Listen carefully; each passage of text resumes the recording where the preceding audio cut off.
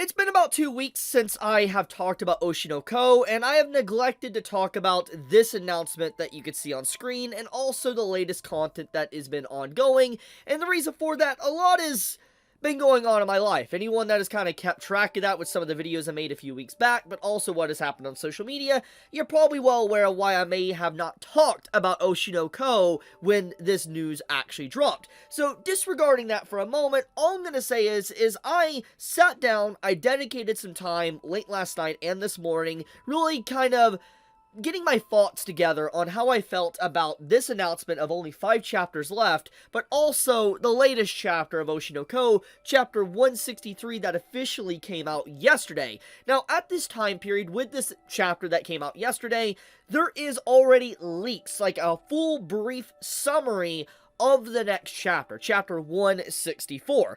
Now, I'm going to talk about that in a moment, and I will even show a brief summary of it on the screen, but for now, I just want to talk about how the series only has 5 chapters left, my expectations, where it's going to go, and how I felt about chapter 163 that came out yesterday. Before I get into the 164 stuff, that obviously is, spoilers.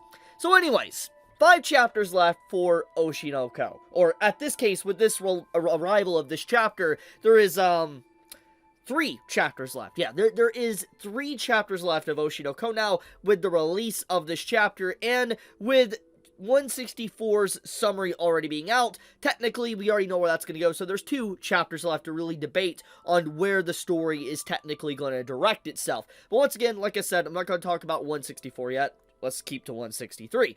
So anyways, chapter 163, it continues the plot of Aqua drowning. And in the last chapter, which I didn't talk about, chapter 162, we saw Aqua and Kamiki basically fall over the cliff edge. You see the phone that, Aqua had, that had Ruby's entire concert on the screen. It fell on the edge of the cliff, so basically it would be very easy for Aqua to be found. For instance, if there is any form of, GPS signal or, ping from the police or whatever, they'll easily be able to find Aqua's body because his phone is still there. They'll be able to know that was his last location before he went off the grid, and indicating the fact that he's next to a cliff, it all kind of comes together what, the autopsy and, what the police will probably say.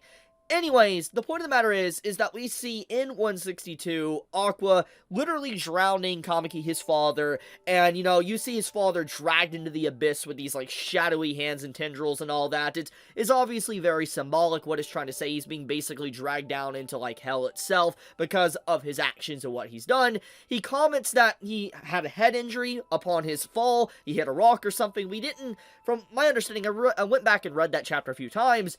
It didn't appear that he hit his head anywhere, so that was more or less off-screen upon his descent into the water. But the point is that Kamiki obviously hurt his head, which was allowing him to be overpowered by Aqua. Aqua overpowered him, they started choking each other, and obviously they both basically started to drown. So we segue into chapter 163, aka this chapter, and the chapter sequence more or less, it starts off with a what if.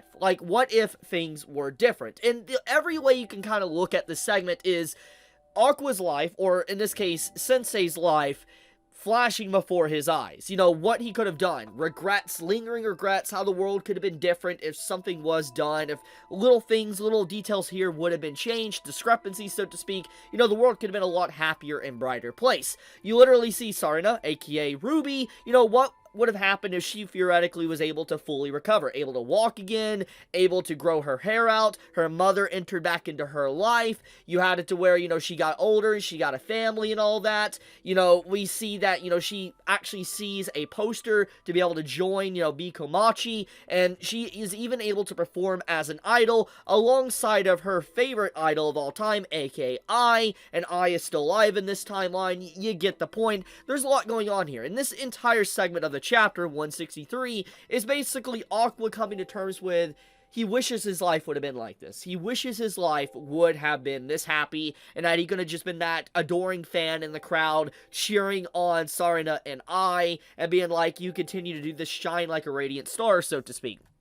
Now, as this goes, basically, you see Crow Girl and also Aqua, they're discussing about the situation. Is this a dream? Is this real? And she's more or less like, this is what you wanted. This is, just you're observing this. It doesn't mean that everything is true, but this is more or less like what you envision or what you wanted. Anyways, as things continue to tick on and you see a little bit more from the chapter, Aqua basically says that everything he did wasn't just for the sake of vengeance. It wasn't just for the sake of, getting rid of his father and, redeeming, what happened to Ai. His main objective and main reason for being alive was to save Ruby, to be able to keep her from harm's way, to basically protect her and allow her to be a shining star, aka like an idol. And so that is what Aqua comes to terms with. And regardless of how you feel about Aqua, how you feel about Sensei, Crow Girl, whatever, Kamiki, basically what the story's perspective boils down into is that Aqua pretty much martyrdoms himself, saying that he did everything for his younger sister. That was the reason why he was born. And it's just like, okay, so we're basically saying that the revenge plot, this cruelty and his lies and all that, it all boils down to him just wanting to save his sister. Don't get me wrong. Obviously, there is some connection there that, when he was in his previous life, he wanted to save Sarina, heal her, fix her, for her to be able to walk again and live a life.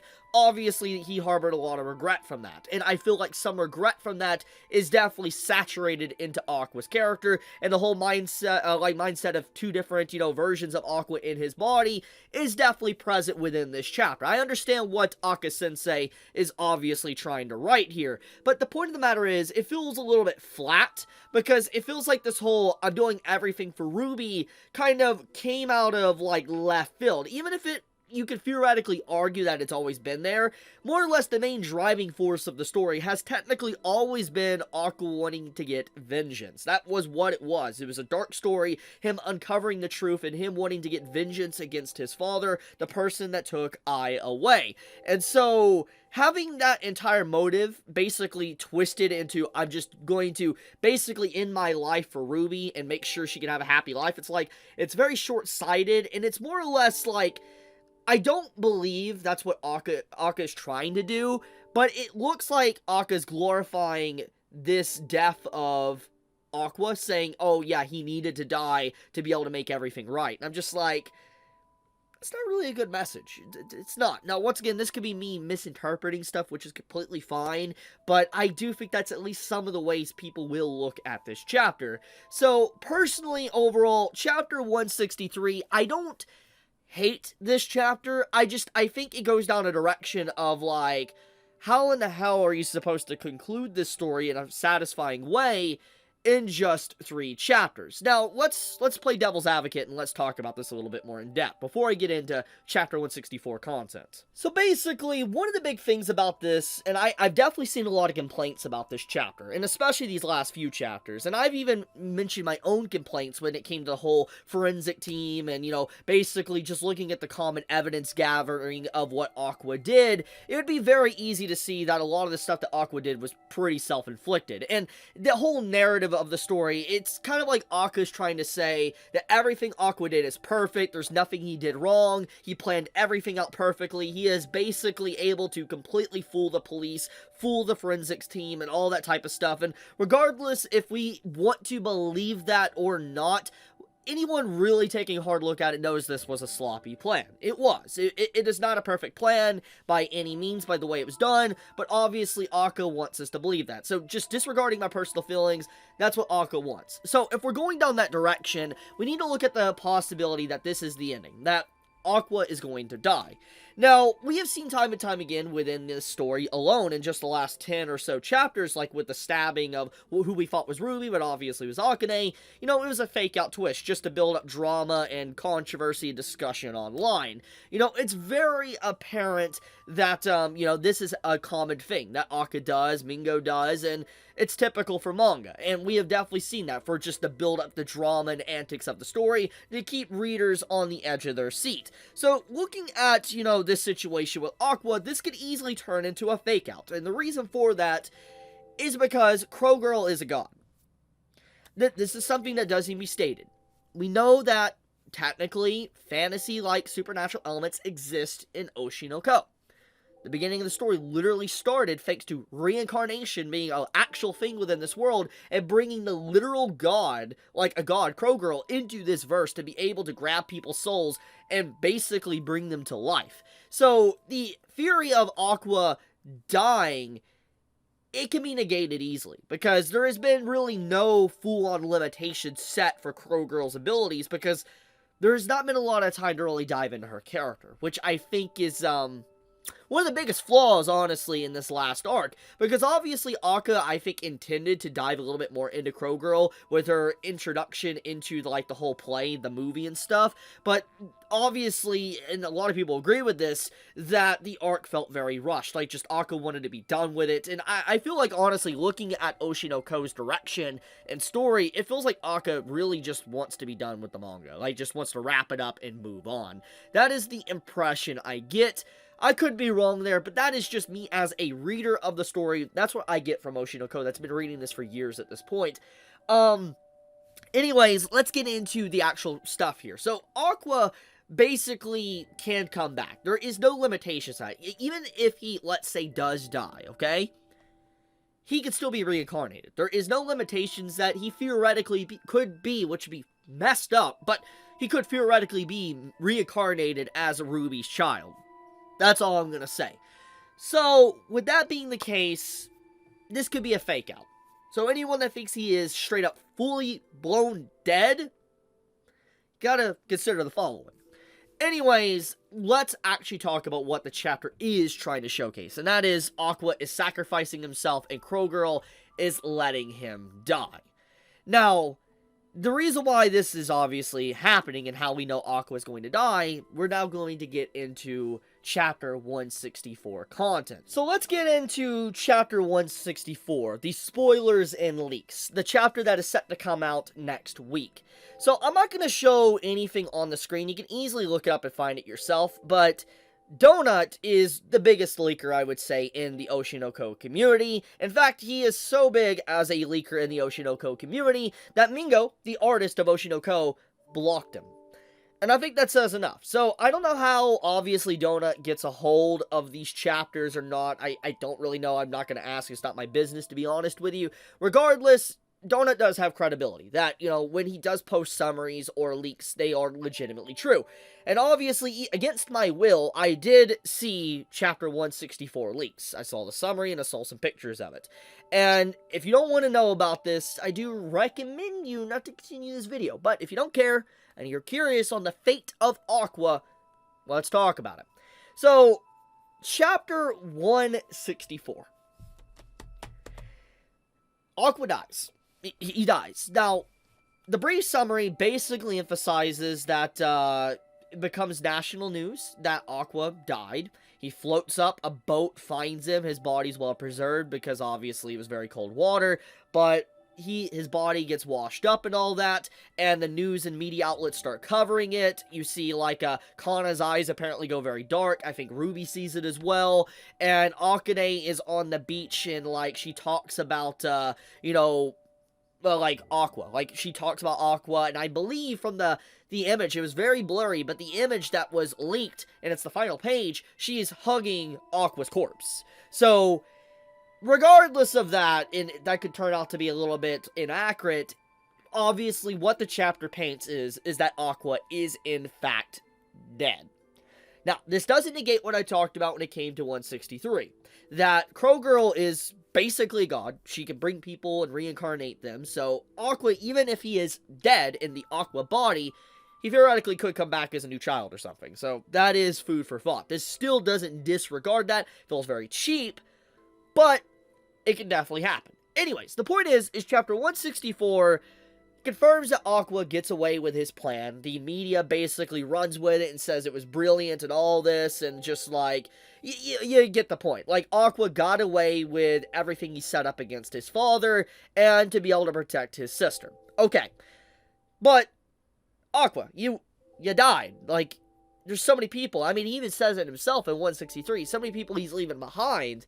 That's going to be very sad because of his death. But obviously it doesn't matter because he's dead. And it's just like, yikes.